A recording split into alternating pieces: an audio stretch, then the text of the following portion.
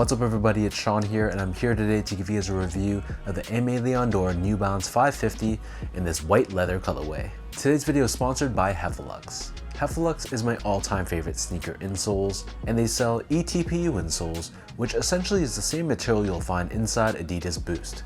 So if you're looking to add some additional comfort inside your shoes, be sure to check out their website, which I've linked down below in the description box.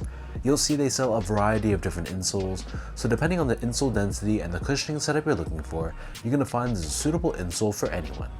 So I've been a paying customer of Heffelux for years now, and I personally find them to be extremely comfortable.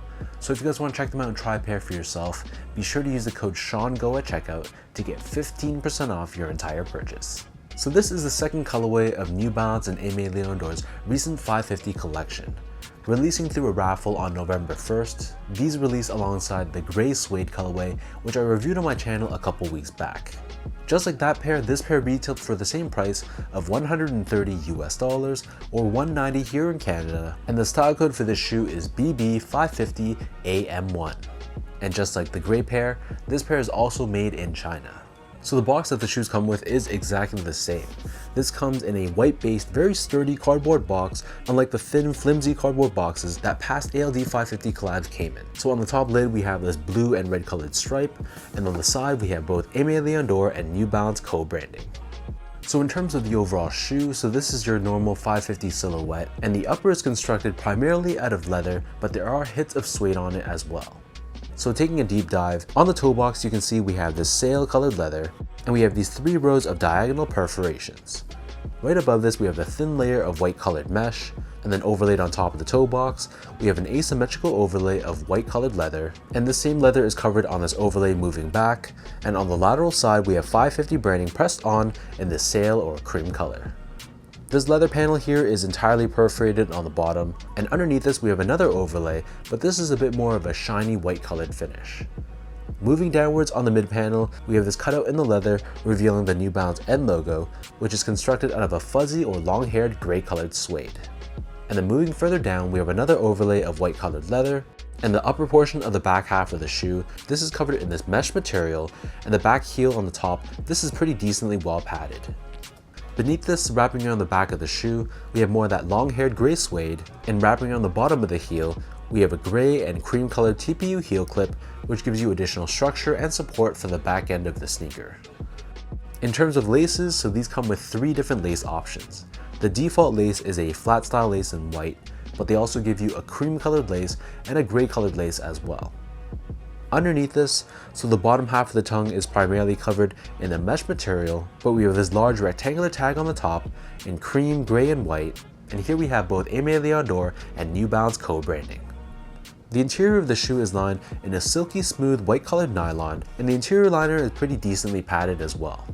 As for the insoles, so these come with a Ortholite branded insole, and just like all of your other 550s, the insole here is double stacked.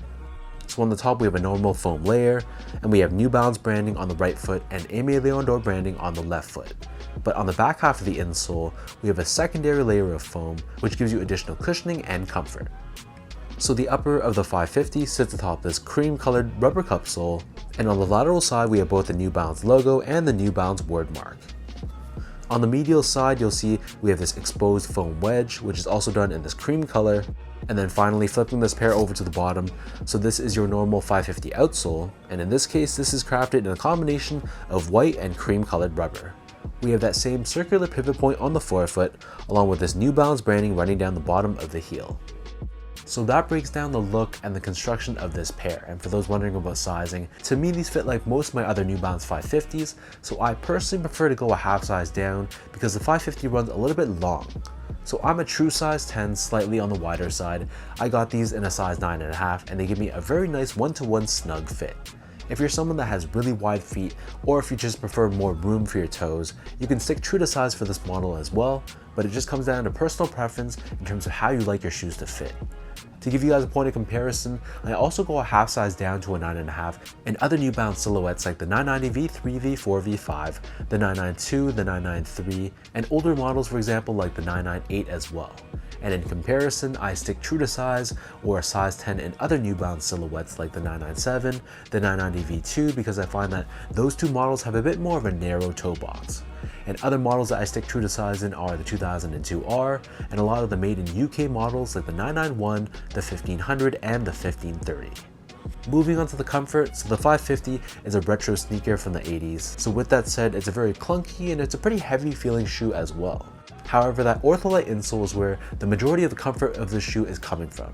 It's a very thick and very well padded insole, and honestly I feel like the 550 is a very comfortable shoe once you break them in and once they form to the shape of your foot. So straight out of the box they feel kind of clunky and heavy, so I can see why people find them to be uncomfortable.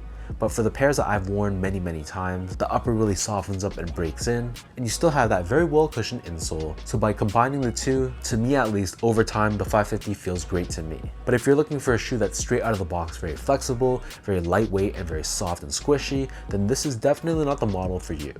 Finally, in terms of the overall quality and craftsmanship, so this pair I thought was a little bit worse in material quality compared to the gray suedes. This leather felt kind of standard in terms of a 550 leather, and I have to say some of my past ALD 550s have better quality leather than this one in particular.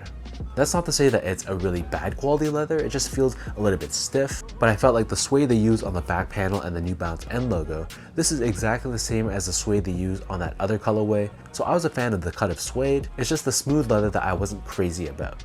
But in terms of the overall build and the craftsmanship, my pair was pretty free of flaws. I didn't notice any glue stains, the stitch job was very solid, so all in all I was happy with the build, but just not crazy about the material quality.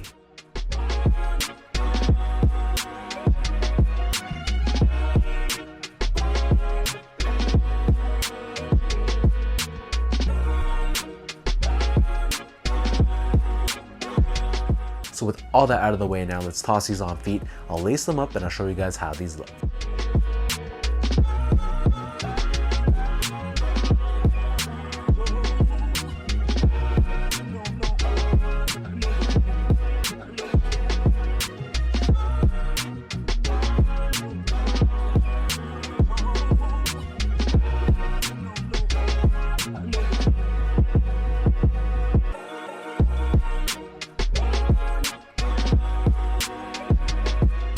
With ALD releasing two very versatile and very wearable colorways, for most people it came down to which of the two pairs they preferred. For me, because I have this channel, I want to pick up both colorways, decide in person which one I like better, now that I have both in hand. My initial reaction when I first saw the promo images was that this one was the pair for me. I like how it didn't have the blue on the tongue, and just looked like more of a clean and sleek pair. But now that I have both in hand, I do have to admit I like the quality of the gray suede colorway a bit more. So to me it comes down to whether I like the look and the colorway of the shoe better versus the material quality. And I have to say it's a tough decision to pick one over the other. If I really had to pick one and let go of the other, I think I might just hold on to this leather pair, but it's a lot closer than I would have expected in the beginning. So let me know in the comment section down below what you guys think about this white leather Aimé Dore New Balance 550. What are your overall thoughts on the execution of this pair? And for anyone that hit on the raffle, are you still waiting for your pair to ship? I know for some reason, this pair took a lot longer than the gray suede one, but for those still waiting, hopefully you guys can still remain patient, and fingers crossed, hopefully your pairs will land in your doorstep soon. If you guys like this video, be sure to like, comment, and subscribe to my channel if you haven't yet. You can follow me on my Instagram page for my photos at esco8, check out my Twitter account at sean.go, and visit my website at seango.ca. So until next time, thank you everyone for watching. Hopefully you guys enjoyed this review, and I'll catch you guys all in the next one.